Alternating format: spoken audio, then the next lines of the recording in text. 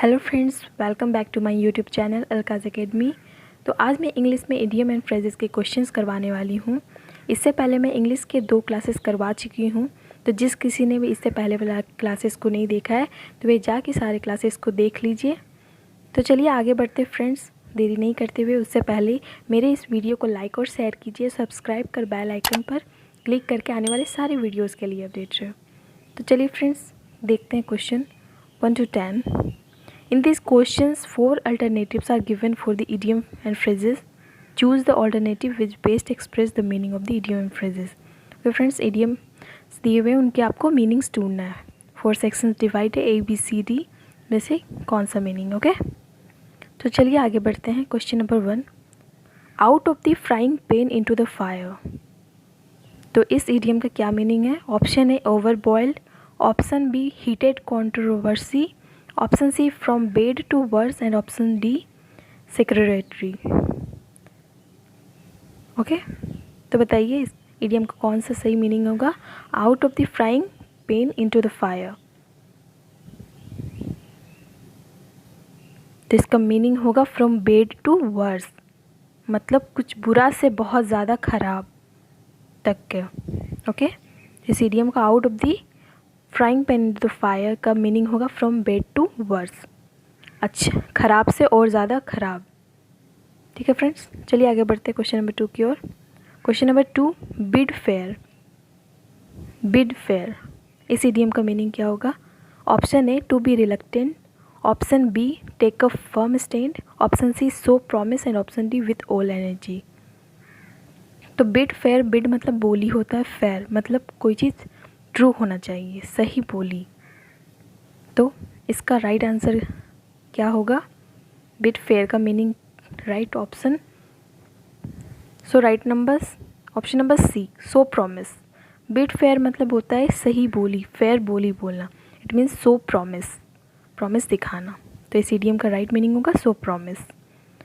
तो question number 3, on the spur of the moment. तो on the spur of the moment idiom का right meaning क्या होगा? Option A at once, option B to get delay, option C give justice and option D practically. तो बताइए friends, इस idiom का right meaning क्या होगा? On the spur of the moment का मतलब होता है इमीडिएटली, इंस्टेंटली, कोई चीज़ तुरंत होना। तो राइट आंसर क्या है? Option number A at once, it means immediately, instantly. Okay, तो on the spur of the moment का मीनिंग होगा at once, immediately and instantly. So right answer option number A. Question number 4 की ओर बढ़ते हैं। To play up, तो इस idiom का राइट मीनिंग क्या होगा? Option A to cooperate, option B to overemphasize a point and option C helter skelter, option D disorderly.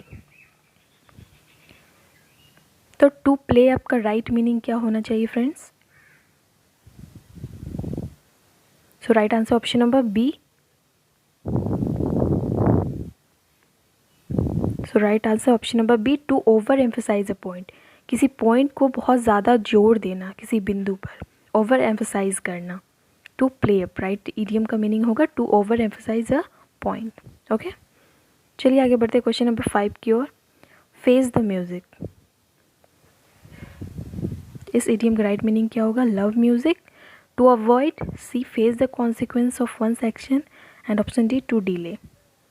तो फेस द म्यूजिक मतलब कोई चीज़ को फेस करना, उसका सामना करना। तो क्या राइट आंसर होगा? Option number C is right answer, face the consequence of one's action, किसी एक्शन, किसी चीज़ का परिणाम को फेस करना, it means face the problem, किसी प्रॉब्लम का सामना करना। ओके, तो face the music right idiom का मीनिंग होगा face the consequence of one's action. तो question number 6, wild goose chase. Wild goose chase का राइट मीनिंग क्या होगा? अ futile and foolish search, option B an emergency, option C conscious of and option D interest in. तो wild goose chase, chase मतलब पीछा करना, wild जंगली, chase गूज का यहाँ मतलब होता है पुलिसमैन, तो किसी चीज़ का पीछा करना। तो इसका राइट मीनिंग होगा, इस इडियम का राइट मीनिंग होगा option number A, a futile and foolish search.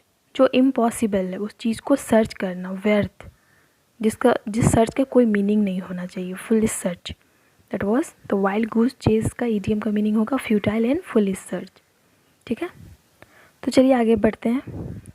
इसका मीनिंग 6 और वाइल्ड गूज चेज का मीनिंग होगा जो इम्पॉसिबल है उस चीज़ को खोजना, सर्च करना।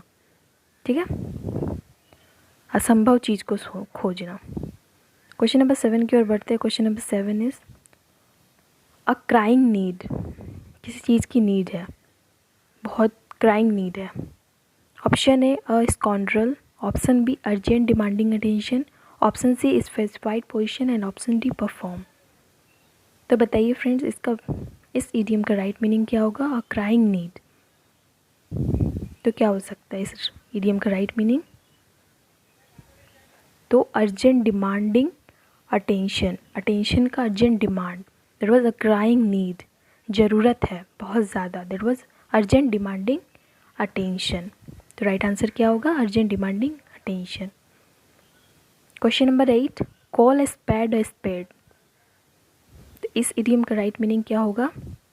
Option A, cordially, option B, speak diplomatically, option C, to be outspoken and option D, to speak very plainly. तो बताइए friends, call a spade a spade idiom का राइट मीनिंग क्या होगा?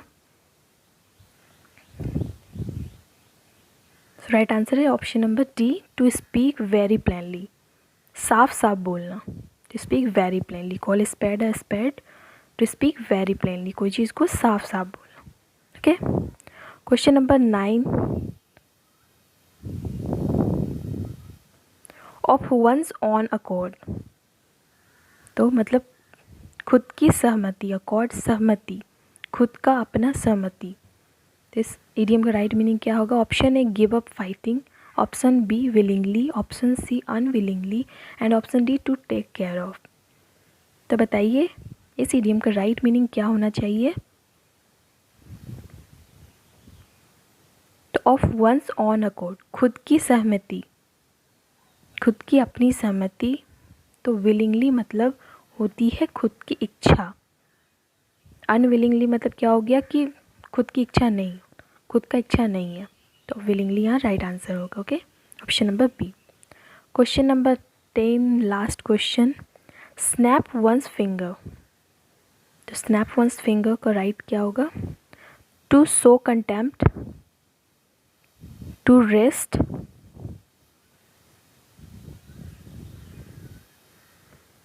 Option C, to get rest and option D, a long way.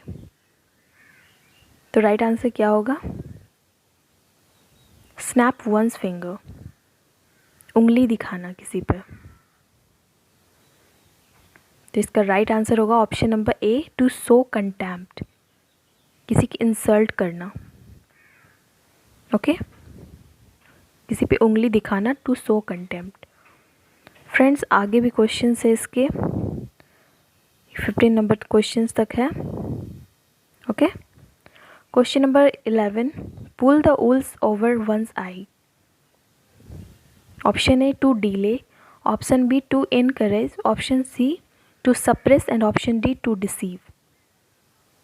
तो बताइए इस idiom का right meaning क्या होगा? Pull the wool overs one eyes, जैसा कि पहले ही मीनिंग समझ में आ रहा है कि किसी की आंखों के सामने उल लाना, पुल करना, उस चीज़ को खींचना। तो ऑब्वियसली इसकी मीनिंग है कि किसी को डिसीव करना, धोखा देना। Pull the wools over one's eye means to deceive, किसी को धोखा देना। ओके, तो चलिए आगे बढ़ते क्वेश्चन नंबर 12 की ओर। An axe to grind.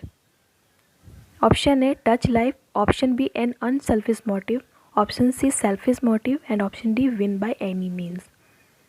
तो एन एक्स टू ग्राइंड का राइट मीनिंग क्या होगा?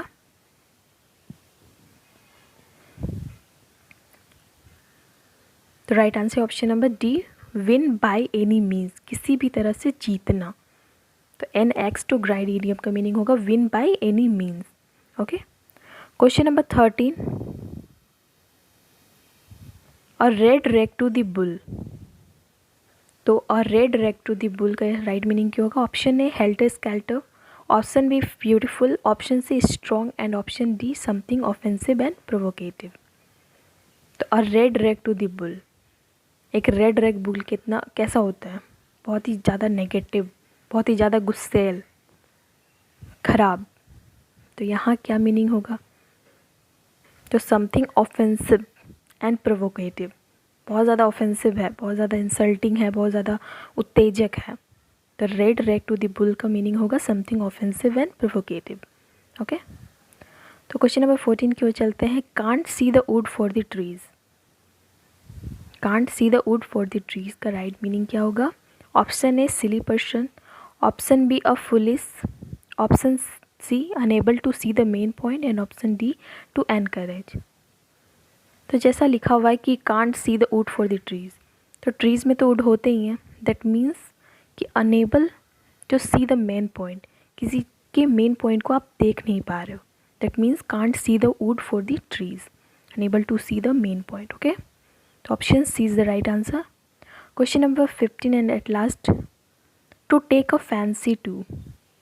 To take a fancy to का राइट मीनिंग क्या है? To fall in a trap, option B refuse to see, option C to become fond of and option D to consider the matters.